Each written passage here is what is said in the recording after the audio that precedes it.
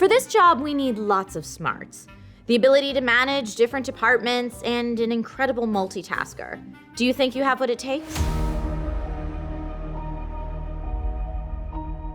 Finding the right CPU and RAM for your PC build is no easy task, but this video is here to help you find the right silicon for the job. This is DIY in 5.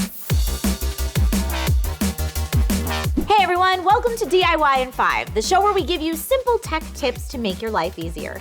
My name's Trisha Hirschberger, and today we continue our journey to build the ultimate PC, one component at a time. Our last episode covered your case and your motherboard.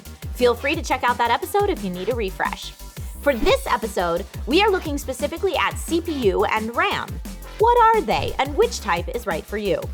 If you find the tips in today's video useful in your PC build journey, feel free to like this video and subscribe to this channel so you don't miss out on any future tech tips. The CPU, or Central Processing Unit, is the brains of your whole system. You'll see CPUs mostly described in terms of cores and clock speeds, none of which are as intimidating as they may seem, and they each refer to different facets of the CPU. Let's start with cores. In times past, a CPU only had one core, one central processing unit. So if a processor is described as dual core, that means there are two central processing units on one CPU chip. More cores mean more processes can be done at the same time on a single piece of hardware. Think of your CPU as a chef in a restaurant and the number of cores as the number of pans he can have going at the same time. Dual core means 2 pans, quad core means 4 pans, and so on. You can see how multitasking is a bonus here. Two brands reign supreme when it comes to PC CPUs, AMD and Intel. There is a never-ending battle waging between fans of each, and with each new generation of CPUs, one may slightly edge out the other in online comparisons. Ultimately, read reviews, do your research, and go with what you think will suit your needs the best. If you're shopping Intel, they're generally divided up into i3, i5, i7, and i9, and the higher the number, the higher level of performance and/or additional features within a processor generation. After the initial brand modifier, you'll see a dash followed by the generation indicator. For example, an i7-9800 would be a 9th generation CPU, whereas an i7-8800 would be an 8th gen. This is important because 13th gen i5 may have better performance for your needs than a 12th gen i7, for example.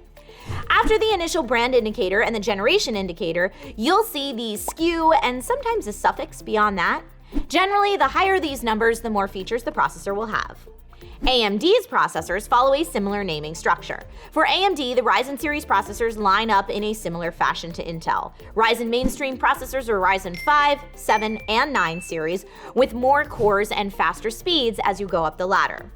AMD also supports integrated graphics models, and they make it easy to identify these by adding a G to the model number.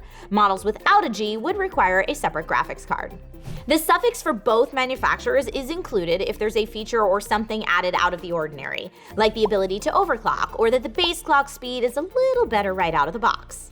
Finally, you'll want to consider clock speed, or the measure of how many clock cycles a CPU can perform per second. This is measured in hertz. So does a CPU with more gigahertz mean it's a faster processor? Not exactly. If it's the same type of processor, sure, this might be the case. But newer CPUs are often more efficient, meaning more work gets done per clock cycle. You gotta look at number of cores, the amount of CPU cache memory, features like hyperthreading and overclocking, and of course, read user reviews before you can make the best decision for you. P.S. I know I buzzed right over the term overclocking. That just means you can get more speed than the standard rating on the box, and we've got specific DIY in 5 videos here on this channel to help you out with overclocking if that's something that you're interested in. When trying to figure out what type of CPU is right for you, consider your anticipated use. For most AAA titles, an AMD Ryzen 5 or Intel i5 processor is about the baseline for smooth gameplay and preventing lag. If you're looking to also stream on the same PC, you'll need a stronger CPU.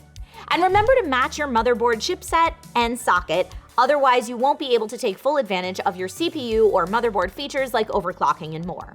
Okay, now that we've spent most of this episode talking CPUs, let's switch over to RAM, or random access memory. If your hard drive acts as your long-term memory, think of RAM like your short-term memory, ready to access frequently used things quickly at a moment's notice. Today's RAM will be one of two types, DDR4 or DDR5. You'll want to determine how much RAM you need and what speed and form factor you need. Luckily, we've already done an episode to help you determine exactly that, and you can check that out in the link below.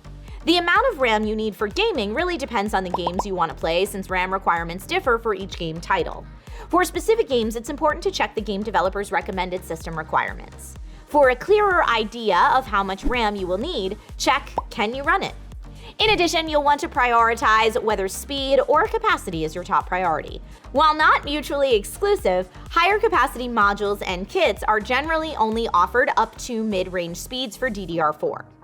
If you have the option to go for dual channel mode instead of single, meaning two 16GB stick modules instead of one 32GB module stick, then that will give you greater bandwidth. Overall, your motherboard and CPU are going to be the major determining factors on what kind of DDR RAM you need for your PC, so know those specifications before choosing your RAM. I'd also recommend you check out the Kingston Handy Dandy memory configurator that helps customers find an array of compatible memory module options for your proposed setup. Okay, phew, I know that was a lot, but we're well on our way to having a fully customized PC built by you. If you have a tip to add specifically about CPU or RAM, please leave it in the comments below. And next episode, we'll delve into storage and those super sexy and highly sought after graphics cards. All right, thanks for watching today's episode of DIY in 5, and I'll see you next time.